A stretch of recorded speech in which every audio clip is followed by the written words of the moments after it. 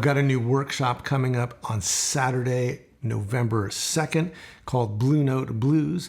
We're going to look at how Blue Note era jazz musicians think about playing on the 12-bar blues form. If you'd like to learn more about that, check out the link below to sign up. In the meantime, today we're going to look at one of those musicians. I'm going to talk about a bit of this Grant Green chorus that I just played and specifically zero in on how Grant Green is thinking about the turnaround when the music goes from the 1 chord, in this case B flat, down to the 6 chord, G7. It's a spot that will really trip you up if you're only used to playing 1-4-5 blues. Definitely tripped me up for a long time. And it was only when I started really getting down and looking specifically at how people like Grant Green and Wynton Kelly and Hank Mobley thought about playing on that particular moment that it started to make more sense, and I started to accumulate a vocabulary of things you can do. So today, we're just going to look at one moment in this Grant Green chorus. I hope it helps you, and it should be a lot of fun.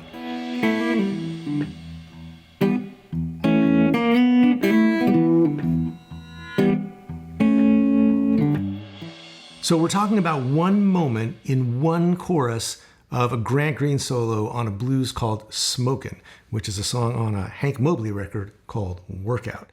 Sometimes, rather than learning like the entire solo or memorizing or transcribing, 7-8 choruses of blues, sometimes it's good to just go in and find the one thing that really grabs your ear and then figure out what's happening there.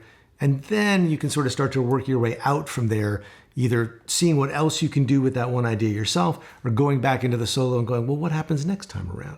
So this is the very first chorus that he takes on this multi-chorus solo. And we're going to specifically look at what happens when he gets to the 6 chord. So he's going along, playing some stuff.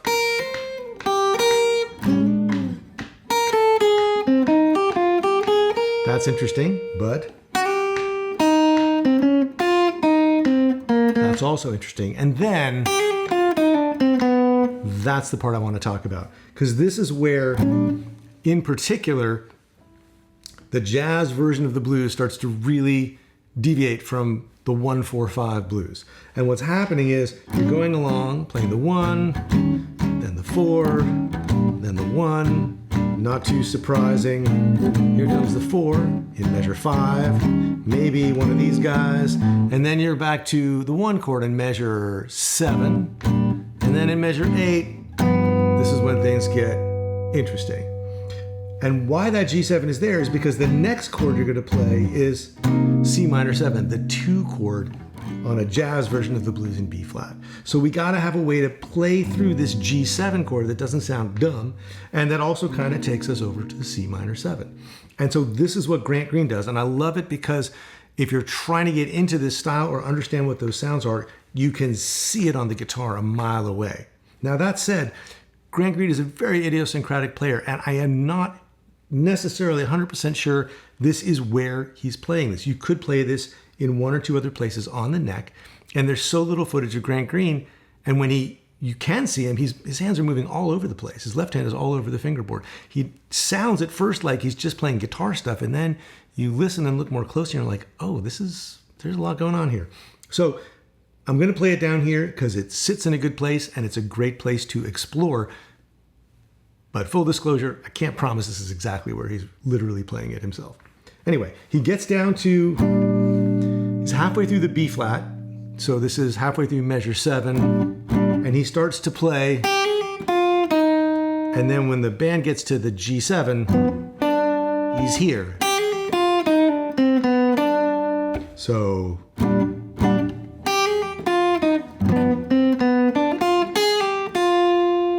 it's super cool, and it really spells out the G7 chord. So this one lick is doing 3 really important things. First, it's starting before the harmony actually gets to G7. So it's leading you towards that sound before you even realize what's happening. Once you're on the G7, it's doing a really clear job of spelling out all those sounds that just say, this is G7 with an altered sound. And then it deposits you right on the 1, right on the doorstep of the C minor 7. So it takes you out of B flat, it completely surrounds you in this G7 sound, and then it says, here we go, we're on C minor 7. Now, once you've learned the lick, there are a few different things you can do with that information. One thing you could do is just learn the rest of that chorus so that you can see how Grant Green used that lick in context. So what was he doing at the beginning of the solo? How did he develop that? What was he doing when he got to the turnaround and that lick came in? And then how did he finish out the solo once he'd played that lick? That can be interesting and really helpful to see, well, this is how Grant Green used that lick. Another thing you can do is just say, well, okay, now I have a lick that I know works at that particular moment. And so if you can get the timing of it right, you know that it happens 2 beats after you get back to the B flat. And then lands you at the end of the lick at the beginning of bar 9, then you can play other stuff and just practice dropping that lick in when you get to that moment. I know it's not really improvising at that point, but it is craft. It's getting to where you know you can make that lick happen if you need to, and you can have it make sense from where you're coming from, and you can keep making sense after you've played it. So, you know, if you're playing a 12-bar blues,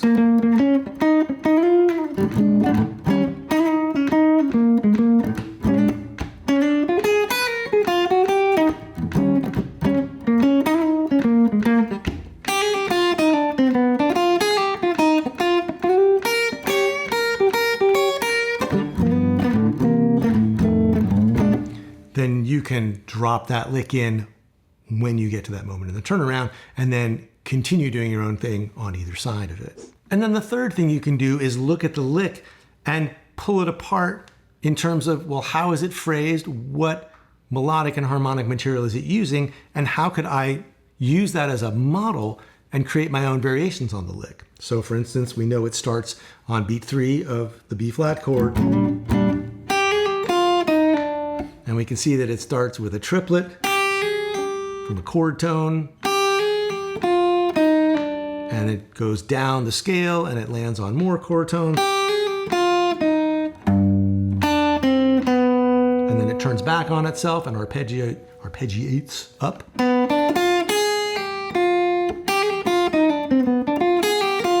And then it lands right on the downbeat of measure 9 on a chord tone from C minor. So, okay, we got that.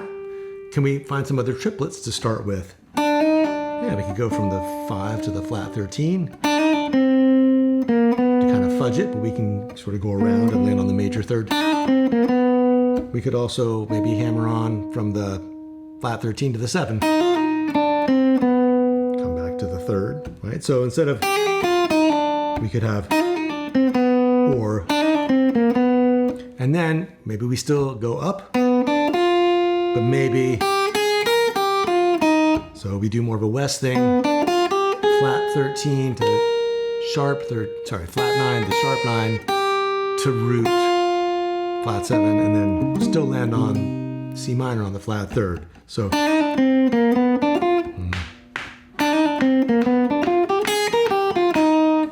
right? So that's like a completely different version of the exact same idea.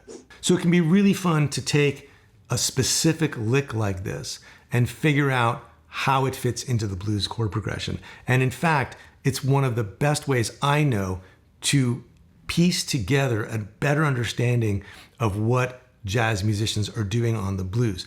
And that is a really valuable thing to do if A, you love that kind of music like I do, and B, you're trying to figure out what it is they're doing that is different from what we've all learned to do playing pentatonic scales and blues scales.